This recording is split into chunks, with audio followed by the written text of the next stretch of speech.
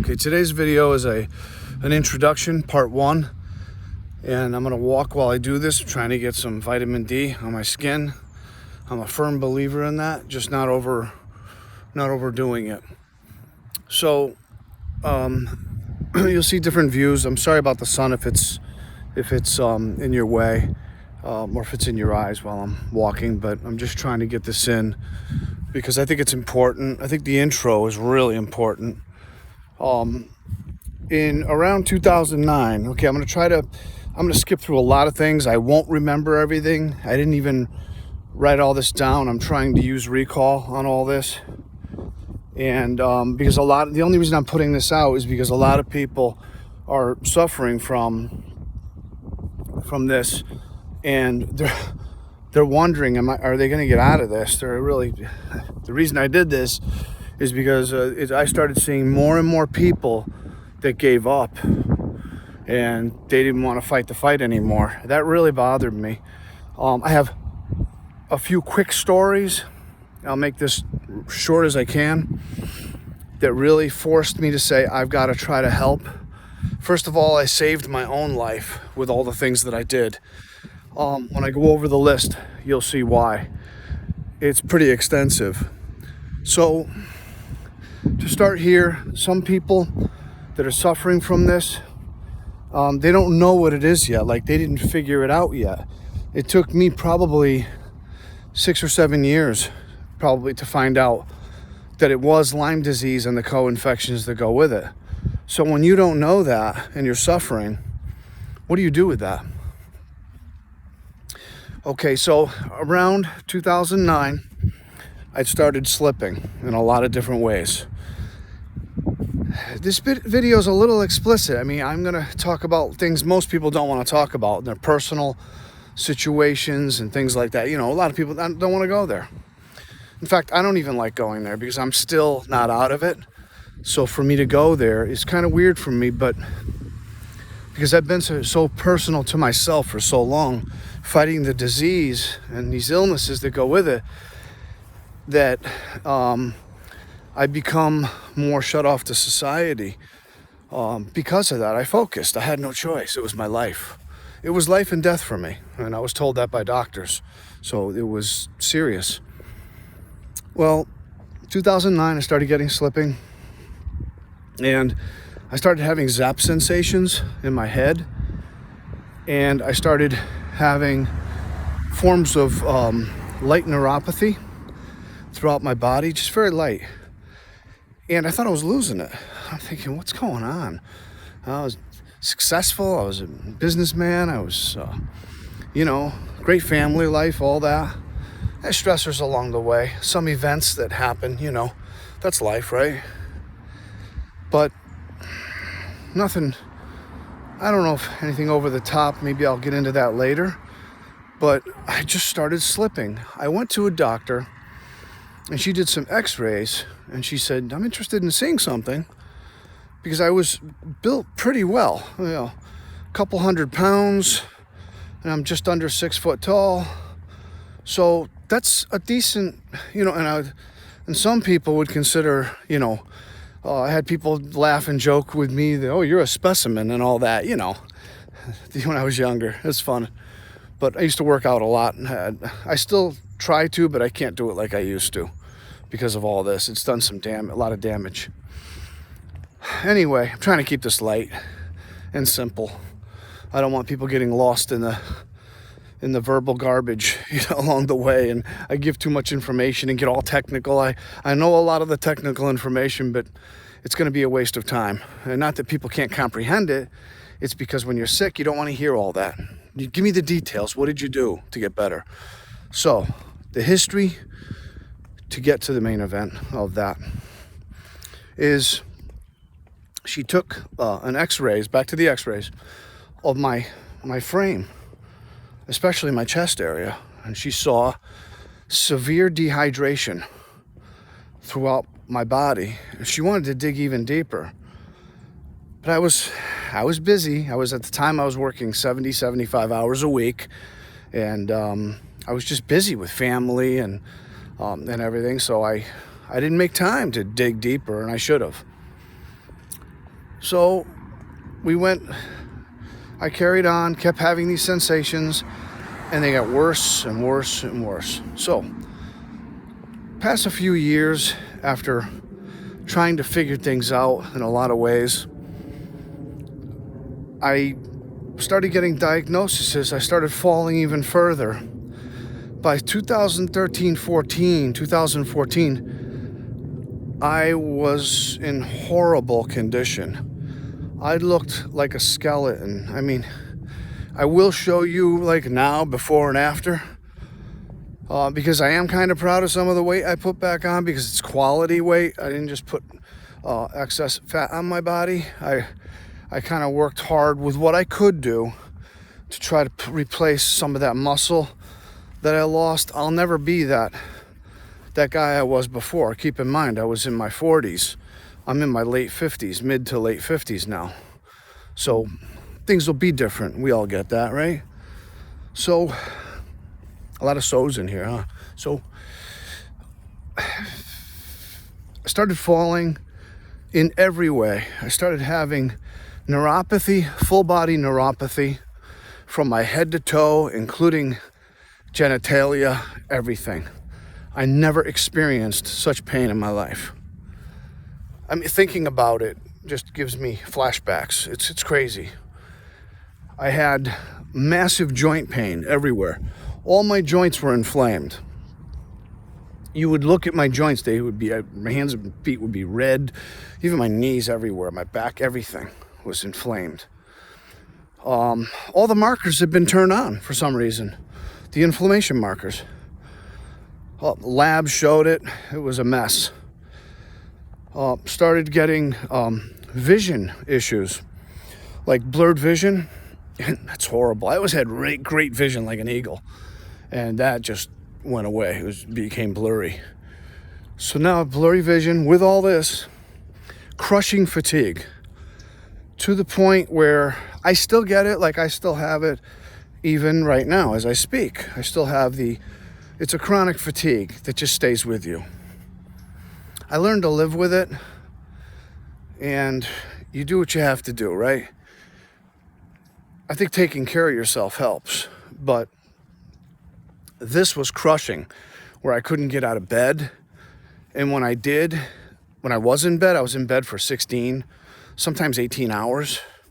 And when I did get out of bed, I would try to do something, and then I would end up in a chair. So, in fact, I have this brown recliner chair that I sat in, and I would just sit there. And, I'd be part of the furniture in the house. It was really sad to watch. Basically, I know what was happening. I was leaving here, and I knew it. And it was very, very depressing to me. I have kids, I have a family, and I just, the thought of it was just such a sobering thought that I, on many occasions, wanted to just give up and say, why am I putting them through this? And why am I putting me through this? It's painful, daily, hourly, by the minute. Why am I being so honest about this? Why am I laying it out there like that? Because there are people that are suffering right now. And I know they are. And I know that feeling. And now that I'm halfway out of it, if not more, maybe even just go with 2/3 if you like, of the way out of it, it'd be shameful if I keep seeing stories about somebody taking their life from something like this. And they didn't even know what they had sometimes. And some of these people, the most recent was a girl, one of my kids' age, 22 years old. Couldn't do it anymore. When I see that, yes, I do get upset. I do. And I don't have that emotion that I used to have, but it bothers me. 22, life just beginning. Those are supposed to be great years, right? Well, not for her. She'd been suffering since she was like 15 or 16, I think I read in the article. There was another story before I started doing hyperbaric chamber. I have a home hyperbaric chamber that I did 2,150 times in a row. I sat in this chamber to heal because that's how bad I wanted to get better. So, going the other way now. Oh, so I went to buy a chamber, and the gentleman I went to buy it from, I called this ad, and the mom and dad, I was talking to them on the phone, telling them my situation when I had first been diagnosed with Lyme disease. I'm jumping around a little bit here, but I'm going somewhere with this. Please bear with me. This will be one of the longer videos I do, but here it is. So when I called, they told me, I said, why are you selling it? The chamber. I heard it can help him because he had the joint pain, the neuropathy, and all the co-infections. He was very sick. And he was in his early 30s. They said, well, the reason we were selling the chamber is we had just bought it. And he had taken his life the month before it came in, I think they said. Okay, excuse the time frame. It could be 6 weeks, but I think it was the month before it came in. He had given up. That's how horrible this stuff can be. It can torture you all over your body, your mind, everything. It tortures everything. So I felt really bad. They were distraught. They didn't really want to talk. She didn't really want to talk on the phone much. I left it at that. That was just a horrible story. And of course, there's so many. I believe there's thousands of these stories. So it's kind of, when people say, oh, Lyme disease, is it real or something? If you've ever had it, and not if you've had a light form of it where you got rid of it right away and it wasn't chronic and it wasn't late stage and you're fine from it now, even then you're like, wow, that was tough, right?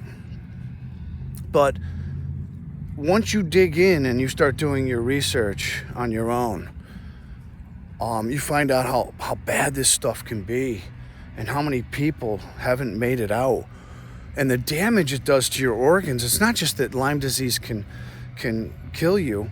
It's the fact of the damage that it does is just amazing. How fast, too. It can really wreck you. Like, my kidneys were failing by 2014. Well, rhabdow is what they call it. You drop a lot of weight. I went from just under 200 pounds to probably, I think I weighed 150 pounds. I mean, it's like a quarter of my body weight, I think. And I was like, what's wrong with me? I looked like a skeleton. And I was pale as a ghost. And I couldn't move a lot. And I would try because I'm a fighter. And people would look at me. I remember one day I even said, I'm going to the gym anyway. I'm just really skinny now. No big deal. And I didn't even, first of all, I couldn't drive there. I had to have somebody help me get there. And I had these glasses on because my vision was so thrown off that it was like I couldn't even see anything in front of me. And here I am at the gym like an idiot. And little did I know, doing something like that could cause more pain for me than help me, because you're tearing down muscle, which means you're well, little I did do. And then I had people looking at me like, something's wrong with this man. Does he know? Yeah, that happened. So I stopped going. And I only saved it for times when I had somebody that I felt safe with that could go with me in case I did fall. Because I always thought I was just going to drop. Just drop. And that was it. I always thought that. And not out of paranoia, because of some of the things that have happened along the way. Misdiagnosis, but not by the doctors. See, possible, in the beginning, ALS, possible MS because of my age. And then possible cancer, very possible cancer diagnosis. And of course, it runs in a lot of people's families, but in mine, there's a propensity for certain types of cancers. So I thought, okay, I can fight that. Let's get it on. I'm a fighter. But there's nothing to get on when they can't figure out which one is it. Everything was off. I mean, my blood work was a disaster. If I don't laugh at it, I'll cry at it. It is a disaster. It was a disaster. Not as bad now, but it was a disaster. In fact, it's gotten much better because of a lot of things I did. So I'm carrying on with this video. It's becoming a long, drawn-out video. Here's some of the things. Neuropathy. Bowels didn't work at all. Like shut down, paralyzed. Massive joint pain. Excruciating. Like you don't want to move. You feel like a robot. You feel like the Tin Man, like you're trying to move your joints. It was horrible. Like a mind, I used to call it like a sizzler. I joke about it, but it wasn't funny. My head felt like it was burning inside, like a sensation. In my mind, my head felt like it was a little bit on fire, but not that bad, but a little bit. Oh man, there's so much. My breathing was horrible. My heart was jumping all over my chest. It was in my heart. I had a doctor tell me that I had this stuff. These infections were invading my heart, so I had to get rid of them. Right. So you're looking at arrhythmia, different situations like that. That was horrible. That was scary when that happened. Had my gait when I walked, I would, like I'm walking right now and I can see what's in front of me. But during this, I was just trying to keep the sun out of the lens. During the few years of this, 3-4 years of this, I would walk and I'd feel like I'm in a weird movie. It was really odd, like a bubble. And I'm walking in this bubble and I can't control my walking. It was really odd, almost where I felt like I was going to fall over all the time. Like I'm walking forward, but I'm in slow motion. It was weird, and like in a bubble. It was crazy. I don't get that as often anymore, but when I do, I just go meditate and try to get out of it, because I know it might be a sign now that I'm pushing myself still. So you have to learn to do that. You have to learn to know when to lay low, okay? I can go and go. There's going to be a lot more later, but I don't want to do too much in one video. And someone says, you tied me up for a half an hour over this. No. Some of the things I did to get better. And the reason I'm going right to this is because I want someone to get help. I don't want to make a video and have people say, there's no information there of anything. Okay. I was an antibiotic failure, okay? So I did antibiotics for almost 3 years. Didn't work for me. It would knock you back a little bit, and this stuff would just keep racing back. All the co-infections, everything would keep hammering me, and the antibiotics, one or two times, just about killed me. That bad. I ended up in the hospital with reactions called Herxheimer. You'll hear that a lot on some of my videos. It's a die-off effect from toxins that are trying to race through your body, whether they're trying to get out or your stomach's damaged and they're trying to get back in. You don't want to have those, so you want to avoid that. There's ways to do that. That's why I'm making the videos.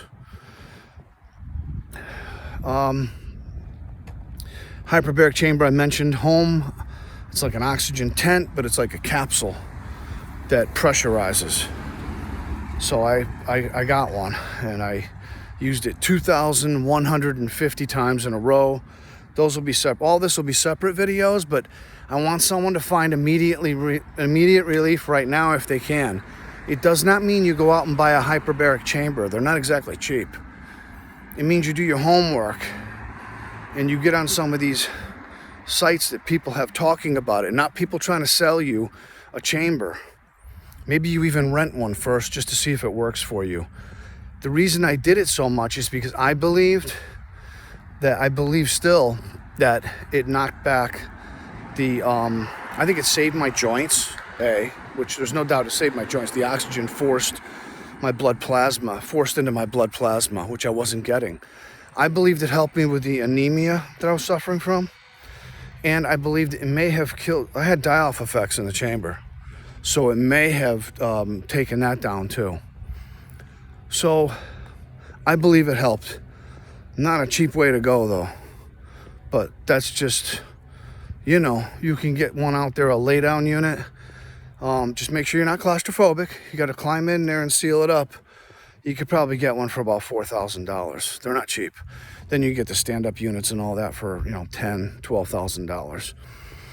If you're claustrophobic, they're not cheap. So it's not an everyday way to go to treat. I was in a bad way where if I didn't treat in one way or another, I was going to die. So I had no choice. Coffee enemas. Yep, it's called the Gerson therapy. Dr. Max Gerson, I think his name was. I did that to clean up my gut. My gut was not working. They put me on this medication. I'm not going to say names of medication. And I'm not going to slam medications. I'm not going to do that. Some people need medications. I'm going to say that I believed from what I'd read that taking a medication that would make me mobile again would paralyze my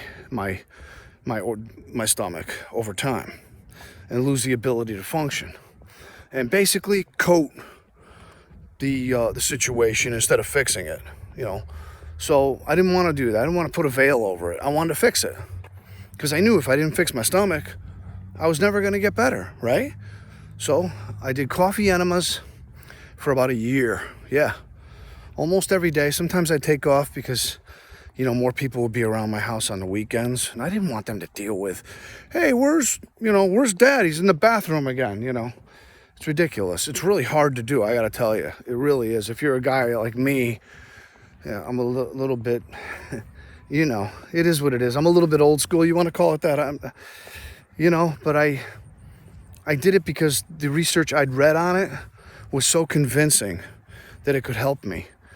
So I did celery juice with carrots, with a bunch of different things, a bunch of different light leafy greens, and I would drink that juice right after I did the enema, and I did 2 cups of coffee.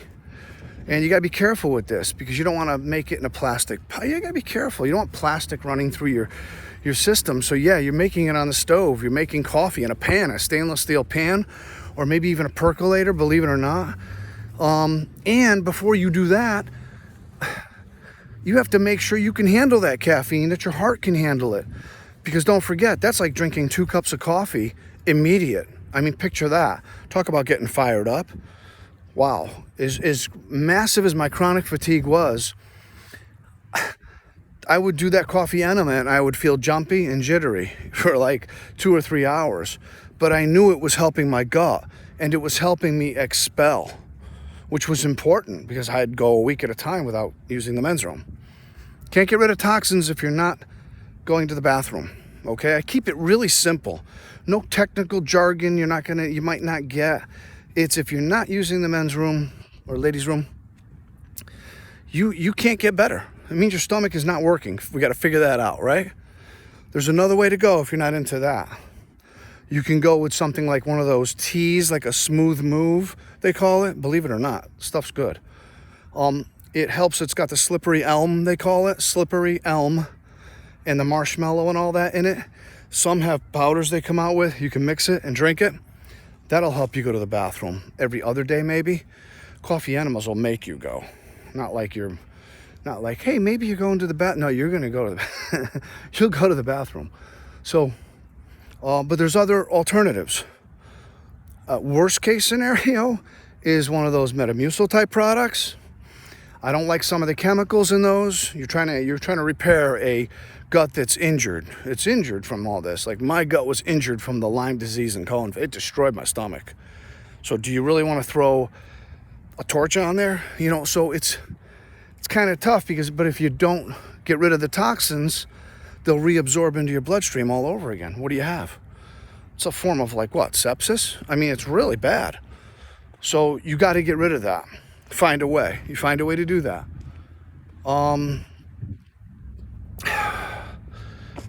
Wow, this turned out to be a much longer video than I wanted it to be.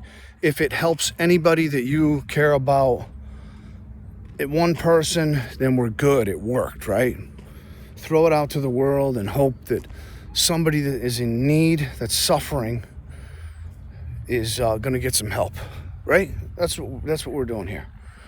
So the antibiotic failure, no doubt about that. The chamber, the Gerson therapy, I think there's 50 other things, but I'm not going to do them all right now. I'm going to give you the main things, the main therapies that I utilized. Supplements are going to be important because supplements are going to replace a lot of the minerals and vitamins that you need to heal. And if they're not in your system and they're not showing up in your labs, or say, for example, your bees are running too high. They're running too high for a reason, because you're not absorbing them. You need to find a way, egg yolk maybe, you need to find a way to get that in your system. That's why I'm making the videos. I figured out all these ways. I'm still standing here, I'm still walking, and I shouldn't be.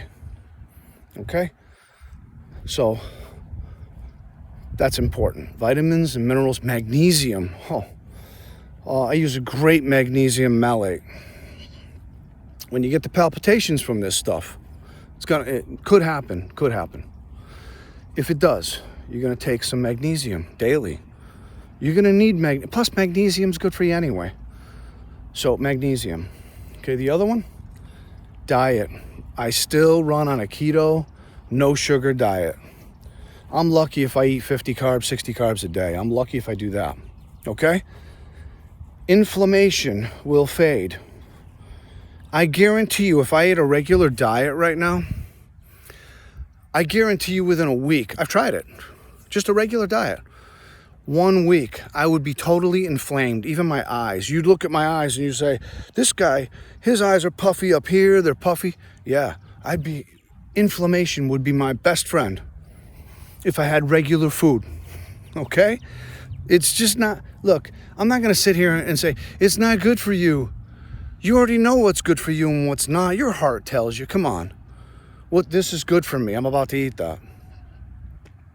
When you're well, that's fine, right? Hey, I want pizza. Look, you don't think I like pizza?